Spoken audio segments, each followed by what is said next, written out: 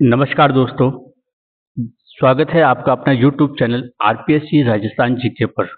देखिए दोस्तों, आज हम जो अपना अगला टॉपिक है गुर्जर प्रत्याहार, इनके बारे में आज हम पढ़ेंगे और इसके जो शासक हैं इनकी सामान्य जानकारी को हम पढ़ेंगे। तो चलते हैं।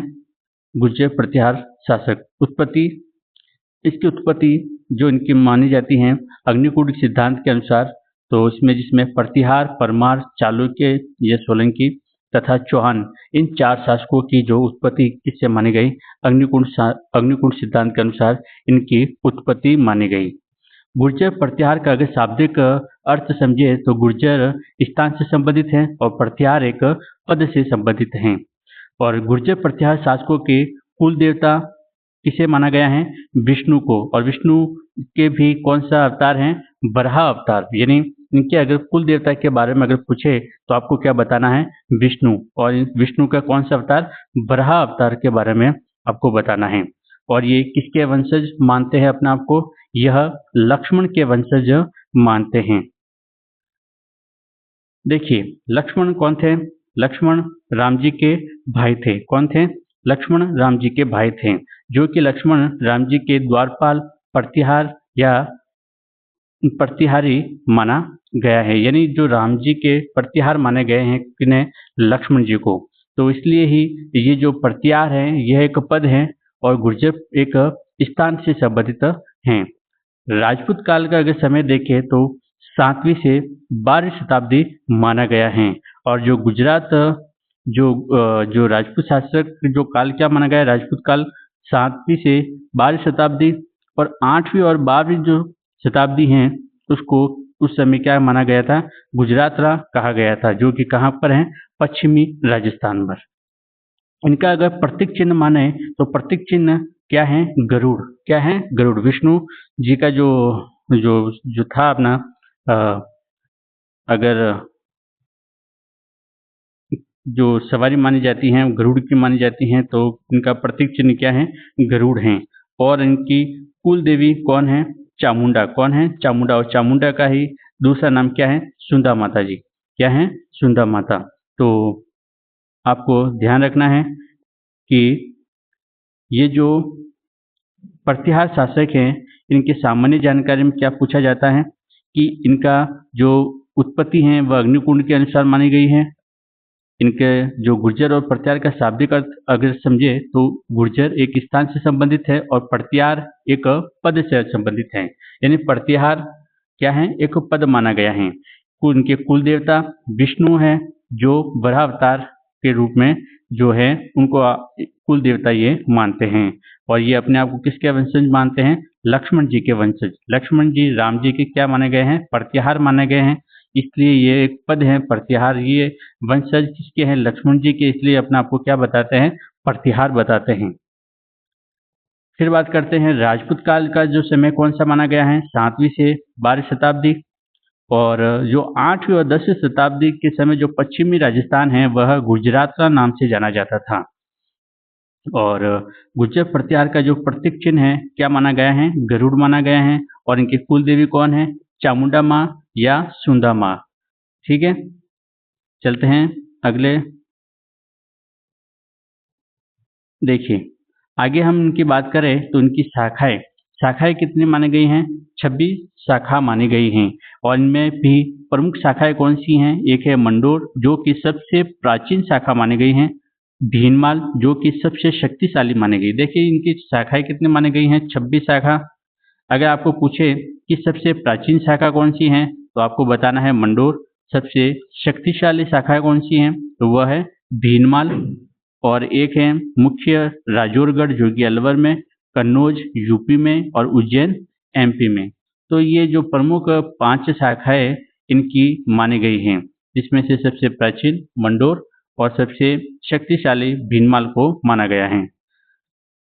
राजपूत काल में गुर्जर प्रतिहार सबसे शक्तिशाली रहे हैं। यानी जो राजपूत काल था उसमें जो गुर्जर प्रतिहार हैं वह क्या सबसे शक्तिशाली माने गए थे, जो कि 8वीं 10वीं शताब्दी के बीच में गुर्जर प्रतिहारों का आधिपत्य रहा है। ठीक है, क्या देखा आपने, 26 शाखाएं मानी गई हैं प्रमुख शाखाएं 5 है, जिसमें सबसे प्राचीन मंडोर और सबसे शक्तिशाली कौन सी है? भीनमाल है। ठीक है। राजपूत काल में सबसे शक्तिशाली किन्हें माना गया? गुर्जर प्रतिहारों को माना गया। किसके समय इनका आधिपत्य सबसे अधिक रहा? 8वीं से 10वीं शताब्दी। ठीक है। गुर्जर प्रतिहारों ने अरब आक्रमणकारियों के लिए बाधक का कार्य किया। ये लाइन भी इम्पोर्टेंट है, यानी जो अरब आक्रमण जो कार्य थे उनके लिए बाधक का कार्य सबसे ज्यादा किन्होंने किया? गुर्जर प्रतिहारों ने किया। अरब आक्रमणकारियों ने गुर्जर प्रतिहारों के लिए जुर्ज या अल गुर्जर शब्द का प्रयोग किया। ये थोड़ा सा शब्द आपको ध्यान में रखना है। अरब आक्रमणकारियों ने गुर्जर प्रतिहारों को किस शब्द से संबोधित किया था? जुर्ज या अल गुर्जर। तो ये दो शब्द आपको याद रखना है। आगे चलते हैं।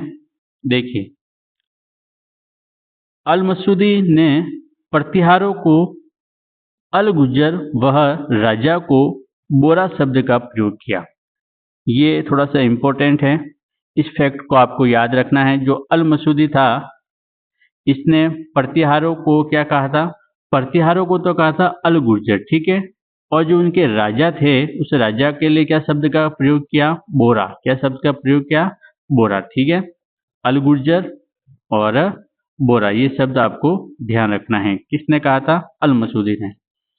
आगे, चीनी यात्री वेनसांग ने अपने ग्रंथ सी युकी में 72 देशों का उल्लेख किया। इसने, जो चीनी यात्री हेवेनसांग था उसने अपना ग्रंथ का क्या नाम था? उसके ग्रंथ का सी युकी, जिसमें कितने देशों का उल्लेख किया? 72 देशों का उल्लेख किया, जिसमें से भीनमाल, जो उस समय इसने भीनमाल का शब्द का प्रयोग किया कुचेलो। क्या शब्द का प्रयोग किया? कुचेलो। गुर्जर प्रदेश देश का उल्लेख किया, यानी इस गुर्जर प्रदेश जो भीनमाल है इस देश का भी इसने हेवत्सांग ने अपने ग्रंथ सीयुकी में इसका उल्लेख किया। कुचेलो, कुचेलो किसको कहा गया? भीनमाल को कहा गया। मंडोर से भीनमाल तक गुर्जर प्रदेश को कुचेलो कहा गया और इसकी राजधानी किसको बताया गया? भीनमाल को बताया गया। यानी जो कुचेलो है, जो इसको कौन सा क्षेत्र बताया गया? मंडोर से, यानी जो मंडोर और भीनमाल, जिसमें किनका जो आधिपत्य था, किनका शासन था? गुर्जर प्रतिहारों का शासन था। तो उस के समय उनका इतना प्रभुत्व था कि उन्हें उस जो ग्रंथ है उस ग्रंथ में भी इनका उल्लेख किया और इसकी राजधानी क्या बताया गया? भीनमाल को बताया गया।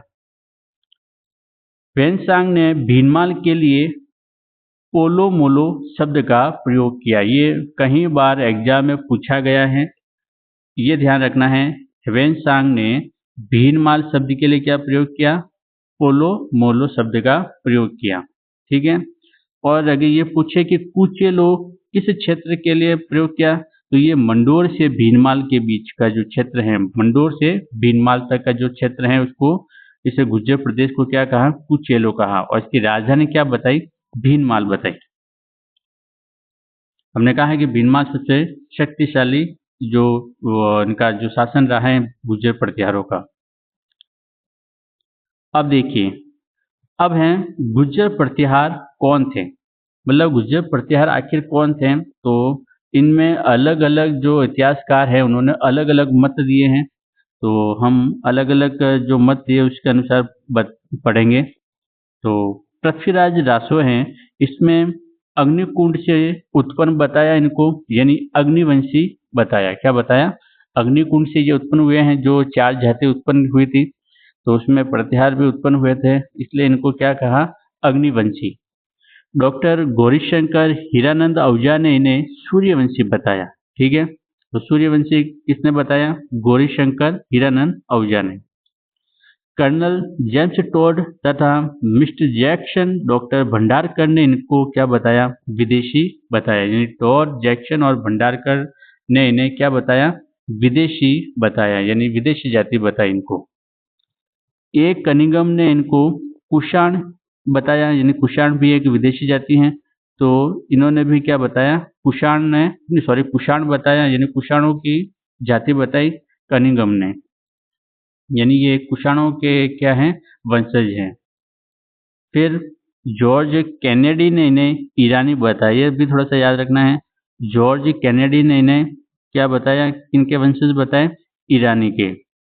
और V.A. स्मिथ ने भीनमाल मूल निवासी बताया। तो स्मिथ ने इन्हें कहा कि ये भीनमाल के ही क्या थे, मूल निवासी थे। तो ये थोड़ा सा देख लेना गुज्जर प्रत्यारों के बारे में इन्होंने क्या क्या मत दिए।